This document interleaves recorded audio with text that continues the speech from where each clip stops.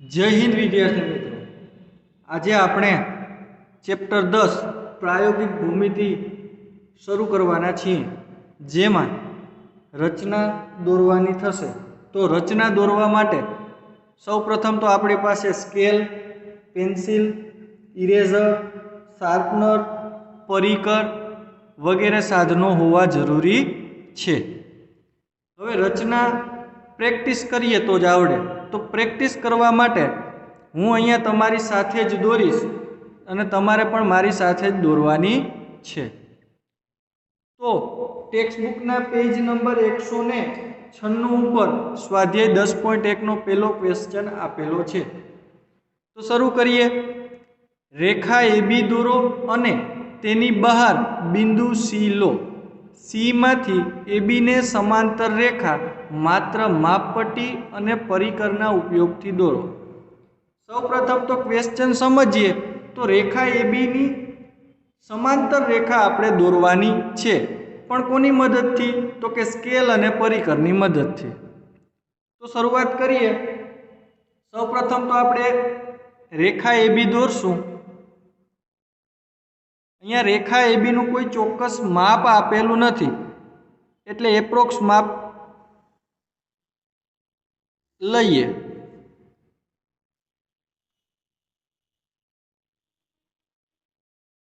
રેખા એબી છે એટલે બંને બાજુ એરો આવશે। અહીંયા એ નામ આપીએ, અહીંયા બી નામ આપીએ। ત્યારબાદ આગળ વધીએ તો શું કીધું છે આપણને કે બહારની બાજુમાં રેખા એબી ની બહારની બાજુમાં આપણે કે સી બિંદુ લેવાનું છે। ધારો કે હું સી બિંદુએ અહીંયા લઉં છું કે અહીંયા ક્યાંક મેં બિંદુ સી લીધું, નામ આપી દઉં કે અહીંયા મેં સી બિંદુ લીધું। હવે આપણે દોરવાની છે તો સમાંતર રેખા કોને? તો કે એબી ને સમાંતર રેખા દોરવાની છે। હવે રેખા એબી ઉપર પણ એક બિંદુ લઉં છું, જેને હું નામ આપીશ ડી બિંદુ। પેલા મેં રેખા એબી ની બહાર એક બિંદુ લીધું, હવે હું રેખા એબી પર લઉં છું, એના ઉપર હું ડી બિંદુ લઉં છું। હવે પરિકરની મદદથી એક અનુકૂળ ચાપ અથવા તો અનુકૂળ ત્રિજ્યા લઈ परिकरनी मददथी एक अनुकूल त्रिज्या लई एक चाप रचवानी छे। कोना उपर? तो के डी ने केंद्र तरीके लई डी उपर परिकरनो पॉइंट राखी एक चाप रचीए।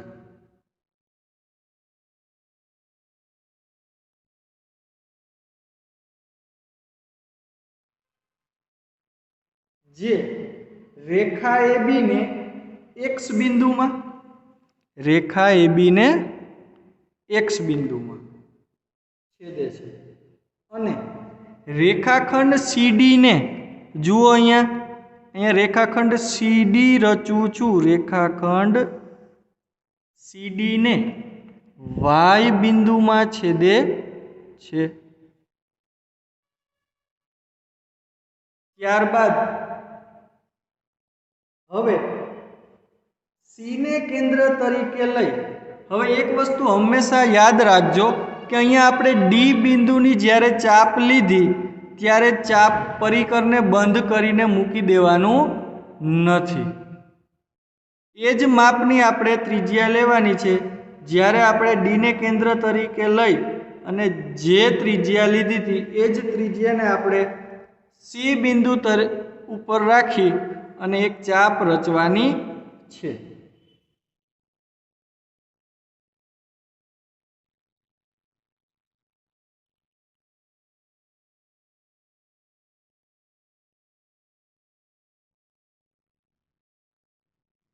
जे रेखाखंड सीडी ने पी बिंदु में छेदे छे।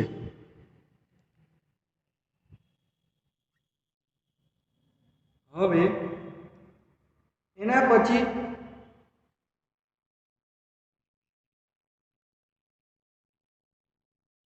एक्स अने वाय जेटलुं माप लेवानुं छे। जुओ एक्स अहींया छे अने वाय अहींया छे, તો એક્સ અને વાય જેટલું માપ લેવાનું છે એટલું પરિકર ખોલવાનું, એક્સ ઉપર પોઈન્ટ રાખી અને વાય સુધી ખુલે એટલું પરિકર રાખવાનું. આવી રીતે જે માપ આવે એ માપને પીને કેન્દ્ર તરીકે લઈ એક ચાપ રચવાની છે. જો પરિકરનો પોઈન્ટ છે એ હું પી ઉપર રાખું છું અને એક ચાપ રચું છું. કોના ઉપર? તો કે જે અગાઉની આપણે ચાપ દોરેલી હતી એના ઉપર એક ચાપ રચું છું. કેટલું માપ લીધું? તો કે એક્સ વાય જેટલું. જો અહીંયા પણ એક ચાપ રચી દઉં એટલે ખબર પડે કે એક્સ વાય જેટલું મેં માપ લીધું અને એ જ માપનો મેં પીને કેન્દ્ર તરીકે લઈને એક ચાપ રચું છું. એને હું ક્યુ બિંદુ તરીકે નામ આપું છું. અહીંયા હું ક્યુ બિંદુ લખીશ. હવે ક્યુ અને સી ને જોડું, ક્યુ અને સી ને જોડીએ તો આપણને રેખા એબી ની સમાંતર રેખા એમ મળશે.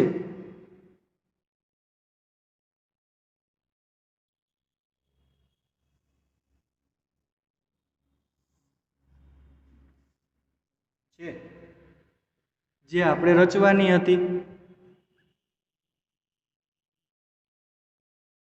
અહીંયા આપણે એલ નામ આપીએ, અહીંયા આપણે એમ નામ આપીએ. આ થઈ આપણી પ્રથમ રચના.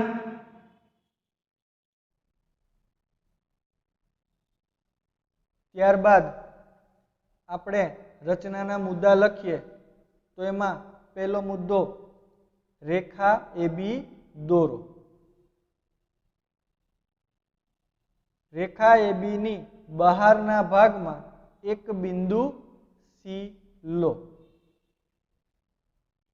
બીજો મુદ્દો રેખા એબી ઉપર કોઈ બિંદુ ડી લઈ રેખાખંડ સીડી દોરો. ત્યારબાદ ત્રીજો મુદ્દો ડી ને કેન્દ્ર અને બિંદુ ડી ને કેન્દ્ર અને અનુકૂળ ત્રિજ્યા લઈ એક ચાપ દોરો જે રેખા એબી ને એક્સ બિંદુમાં અને રેખાખંડ સીડી ને વાય બિંદુમાં છેદે. ત્યારબાદ ચોથો મુદ્દો હવે સી બિંદુને કેન્દ્ર અને તેટલી જ ત્રિજ્યા લઈ ચાપ દોરો જે રેખાખંડ સીડી ને બિંદુ પી માં છેદે. પાંચમો મુદ્દો બિંદુ પી ને કેન્દ્ર અને એક્સ વાય જેટલી ત્રિજ્યા લઈ ચાપ દોરો જે અગાઉના ચાપને ક્યુ માં છેદે. છઠ્ઠો મુદ્દો સી અને ક્યુ જોડીને રેખા એમ રચો. આમ એમ સમાંતર રેખા એબી થશે. આ સાથે ક્વેશ્ચન પહેલો અહીંયા પૂરો થાય છે. ત્યારબાદ બીજો ક્વેશ્ચન રેખા એલ દોરો. એલ ના કોઈ પણ એક બિંદુ આગળ એલ ને લંબ રેખા દોરો. આ લંબ રેખા પર બિંદુ એક્સ લો જે એલ થી 4 સેમી દૂર હોય. એક્સ માંથી એલ ને સમાંતર રેખા એમ દોરો. આપણે અગાઉની જે રચના દોરી તેમાં આપણે બે સમાંતર રેખાઓ પરિકર અને સ્કેલની મદદથી મેળવી હતી. અહીંયા પણ આપણે બે સમાંતર રેખા દોરવાની છે પરંતુ લંબ રેખાની મદદથી મેળવવાની છે. તો સૌપ્રથમ તો આપણે એક રેખા એલ દોરીએ.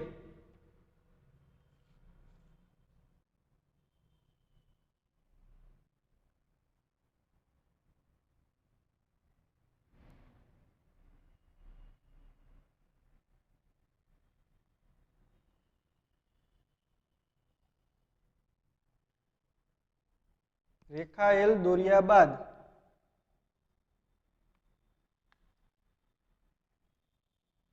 રેખા એલ ઉપર કોઈ પણ એક બિંદુ લેશું જેને આપણે વાય નામ આપીએ. અહીંયા હું એક બિંદુ લઉં છું જેને y નામ આપું છું. હવે y બિંદુ ઉપર આપણે લંબ રેખા દોરવાની છે. તો લંબ રેખા દોરવા માટે આપણે y ને કેન્દ્ર તરીકે લઈ એક અર્ધવર્તુળાકાર ચાપ રચીએ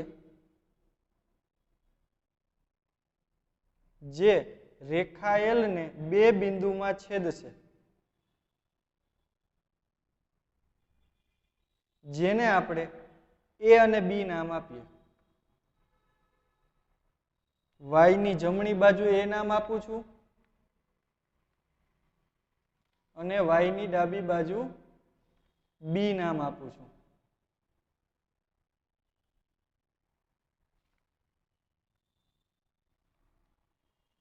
ત્યારબાદ પરિકરનું માપ બદલ્યા વગર અથવા તો જો બદલાઈ ગયું હોય, પરિકર ભેગું કરી દીધું હોય તો y અને a જેટલું માપ લઈ A ને કેન્દ્ર તરીકે લઈ અને ચાપ AB ઉપર એક ચાપ મારીએ.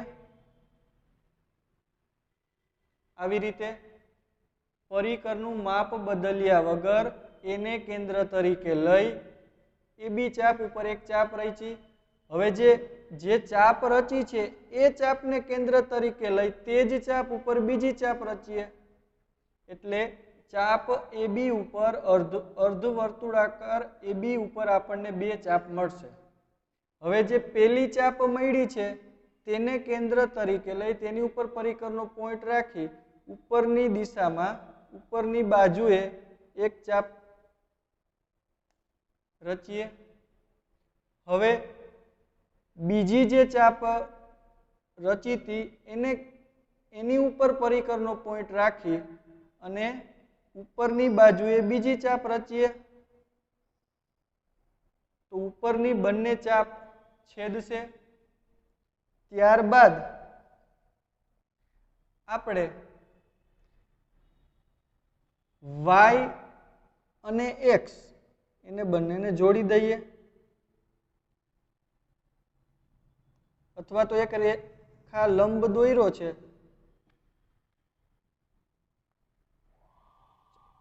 તો આ થયો આપણો લંબ, રેખા L ઉપરનો લંબ.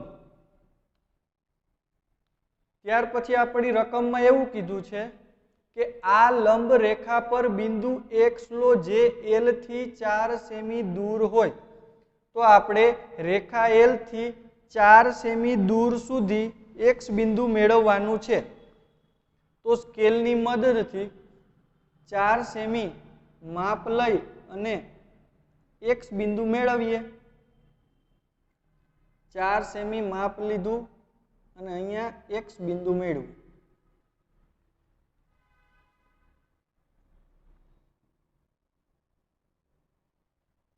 આ થયું આપણું x બિંદુ. કોની ઉપર? લંબ ઉપર. રેખા L થી કેટલું દૂર છે? 4 સેમી. આગળ વાંચીએ રકમ. x માંથી L ને સમાંતર રેખા M દોરવાની છે. હવે આપણે x બિંદુમાંથી પસાર થતી હોય એવી રેખા M દોરવાની છે. તો એના માટે આપણે x બિંદુ ઉપર લંબ દોરવો પડશે. તો લંબ દોરવા માટે x બિંદુ ઉપર સૌપ્રથમ તો આપણે એક અર્ધવર્તુળાકાર ચાપ રચવી પડશે. તો રચીએ અર્ધવર્તુળાકાર ચાપ.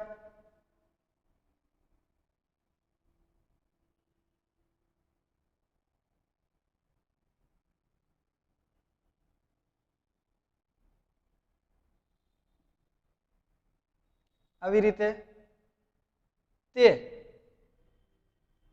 XY ઉપર જ્યાં છેદશે, રેખાખંડ XY ઉપર જ્યાં છેદશે ત્યાં C અને D નામ આપીએ. એટલે આપણી ચાપનું નામ શું થયું? CD. હવે પરિકરનું માપ બદલ્યા વગર પરિકરની અણી C ઉપર રાખીને એક ચાપ CD ઉપર રચીએ.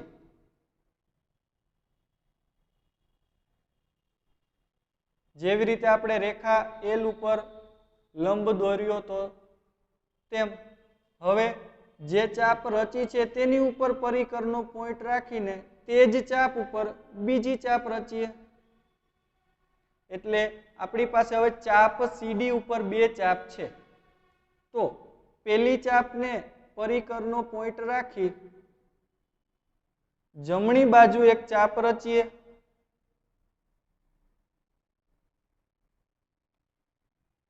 હવે બીજી ચાપ ઉપર પરિકરનો પોઈન્ટ રાખી જમણી બાજુ એક ચાપ રચીએ. એ બંને ચાપ છેદશે.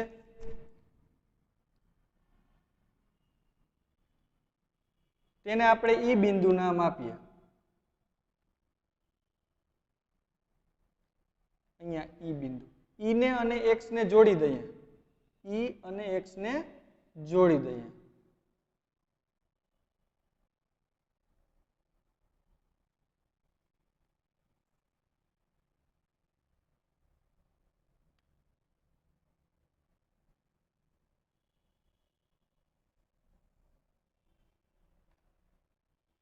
જે આપણને રેખા એમ આપશે, જેનું નામ છે રેખા એમ. તો આ હતી આપણી બીજી રચના. ત્યારબાદ રચનાના મુદ્દા, જેમાં પહેલો મુદ્દો રેખા એલ દોરો, તેની ઉપર એક બિંદુ વાય લો. ત્યારબાદ બીજો મુદ્દો રેખા એલ પરના બિંદુ વાય આગળ 90 અંશના માપનો ખૂણો બનાવતો લંબ રચો. ત્રીજો મુદ્દો આ લંબ રેખા ઉપર બિંદુ એક્સ એવું લો કે જેથી વાય એક્સ બરાબર 4 સેમી થાય. ચોથો મુદ્દો એક્સ બિંદુએ XY રેખાખંડ પર લંબ દોરો જે રેખા એમ છે. આમ એમ એ માગ્યા મુજબની રેખા છે જે એલ સમાંતર એમ છે. આ સાથે રચના બીજી પણ પૂરી થાય છે. ત્યારબાદ ત્રીજો ક્વેશ્ચન, રેખા એલ અને તેના પર ન હોય તેવું બિંદુ પી લો. પી માંથી એલ ને સમાંતર રેખા એમ દોરો. હવે પી ને એલ પરના કોઈ બિંદુ ક્યુ સાથે જોડો. એમ પર કોઈ પણ બિંદુ આર લો. આર માંથી પીક્યુ ને સમાંતર રેખા દોરો. ધારો કે આ રેખા એલ ને એસ માં મળે છે. આ સમાંતર રેખાઓ કયો આકાર બનાવે છે? ઘણી બધી વસ્તુઓ આમાં કરવાની છે, તો આપણે સ્ટેપ બાય સ્ટેપ એક એક વસ્તુઓ કરતા જઈએ અને શીખતા જઈએ. તો સૌપ્રથમ તો આપણે રેખા એલ દોરવાની છે, તો રેખા એલ થી શરૂઆત કરીએ.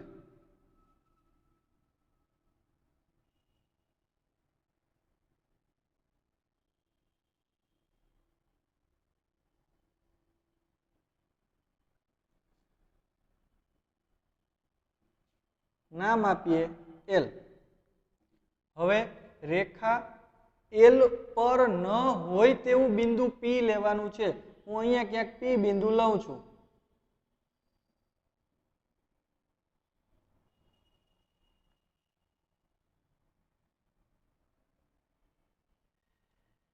ત્યારબાદ રેખા એલ ઉપર એક બિંદુ લઉં છું, જેને નામ આપું છું ક્યુ બિંદુ.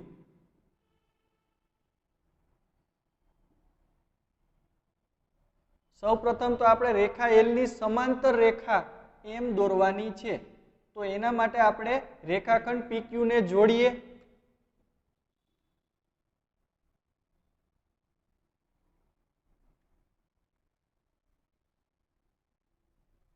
ત્યારબાદ અનુકૂળ ત્રિજ્યા લઈ અને પરિકરનો પોઈન્ટ Q ઉપર રાખીને એક ચાપ રચીએ.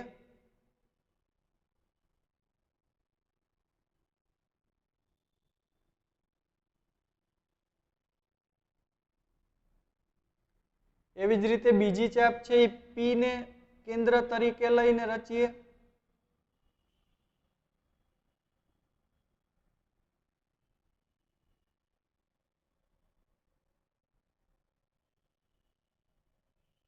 હવે PQ ને જ્યાં છેદે છે ત્યાં પરિકરનો પોઈન્ટ રાખીને એક ચાપ રચીએ, અથવા તો ક્યુ ને કેન્દ્ર તરીકે લઈ અને જે ચાપ રચી હતી તેના જેટલું માપ લઈ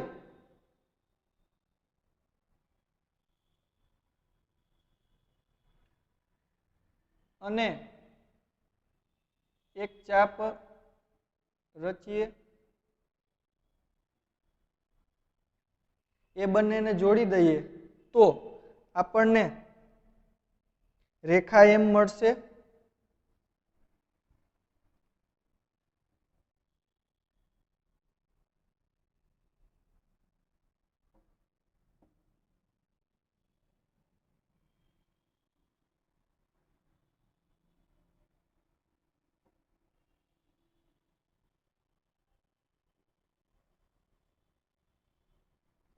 જે રેખા એલ ની સમાંતર રેખા એમ છે, એમને થોડીક લંબાવી દઈએ.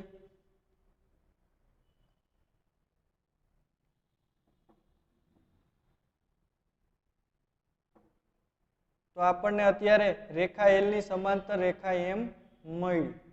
ત્યારબાદ આપણે રેખા એમ પર એક બિંદુ આર લેવાનું છે. તો હું અહીંયા ક્યાંક આર બિંદુ લઉં છું.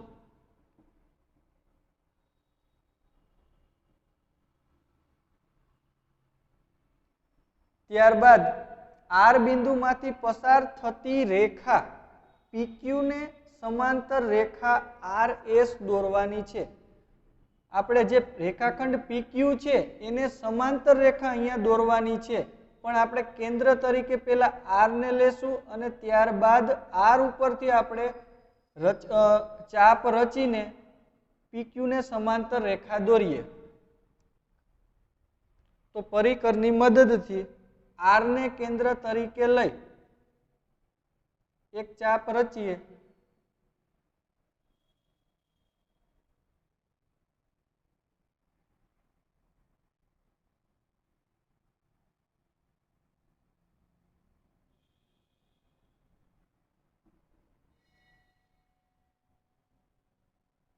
જે રેખા એમ ને છેદે છે ત્યાંથી બીજી ચાપ રચીએ.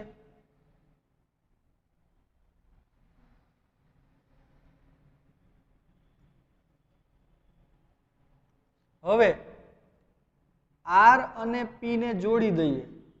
જે આપણને રેખા એલ ઉપર છેદશે ત્યાં આપણે એસ નામ આપીશું.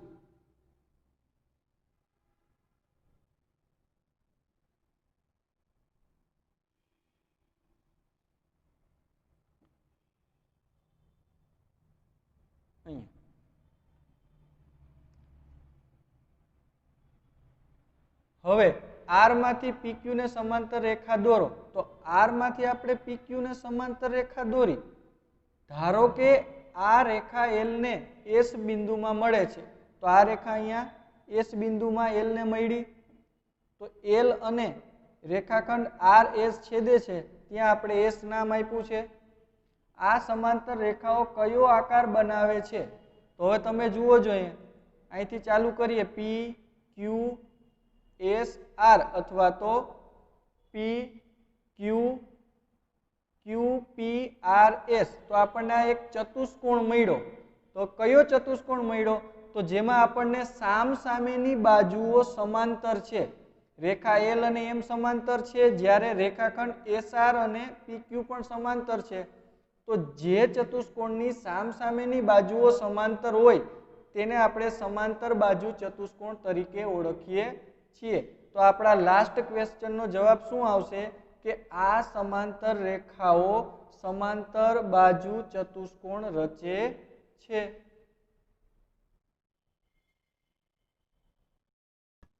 ત્યારબાદ રચનાના મુદ્દા.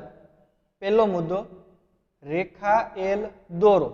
રેખા એલ ની બહારની બાજુએ બિંદુ પી લો. બીજો મુદ્દો, રેખા એલ પર બિંદુ ક્યુ લો. પી અને ક્યુ જોડો. ત્રીજો મુદ્દો, પી બિંદુમાંથી પસાર થતી રેખા એલ ને સમાંતર એમ રેખા દોરો. ચોથો મુદ્દો, રેખા એમ પર બિંદુ આર લો.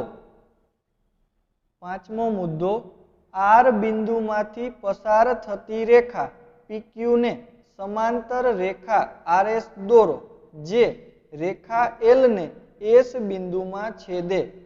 હવે L સમાંતર M છે તેથી RP સમાંતર SQ છે. વળી PQ સમાંતર RS દોરેલ છે. તેથી ચતુષ્કોણ PQSR એ સમાંતર બાજુ ચતુષ્કોણ છે. આ સાથે અહીંયા ત્રીજો ક્વેશ્ચન પૂરો થાય છે અને સ્વાધ્યાય 10.1 પણ પૂરું થાય છે. Thank you.